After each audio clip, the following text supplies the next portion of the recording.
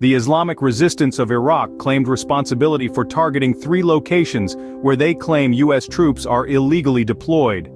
The Pentagon reported that U.S. troops intercepted 2 unmanned aerial vehicles, or UAVs, without any casualties or damage. Explosions were heard at the Al-Omar oil field, and there were reports of drone strikes at Al-Shaddadi and Al-Tanf. The group claimed direct hits on American bases near Al-Omar and Al-Shaddadi, but the accompanying images were from 2019. The U.S. Central Command stated that 2 attack drones were destroyed before reaching their targets, with no casualties or damage. Up to 1,000 U.S. troops are currently deployed in Syria, which has been protested by the government in Damascus. President Joe Biden interrupted an event to deal with an issue in the White House Situation Room, but it was a routine briefing on the situation in Israel, not an emergency.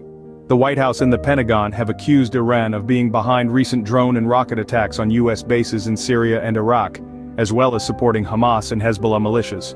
6 U.S. service members have been diagnosed with traumatic brain injuries as a result of attacks from Iran-backed groups in Syria.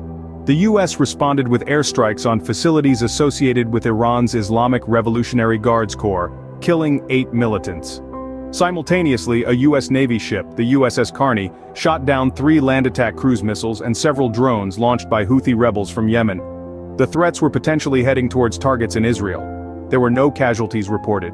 President Joe Biden, in a swift response to the crisis, has taken the reins and headed directly into the Situation Room. As these drone attacks have unfolded, news has emerged of serious head trauma being experienced by the U.S. military personnel on site. This recent hostility on U.S. bases in Syria has ignited a series of events that impacts not only the U.S. military but also international relations. These actions carry potential implications on a global scale, from the increased tension in the Middle East to the worsening relations between the U.S. and Iran. This is a critical development that could shape the course of international politics in the near future. As we continue to monitor the situation, one can only hope for a peaceful resolution in the interest of all parties involved. Please like and subscribe for more updates. Thank you. Stay safe.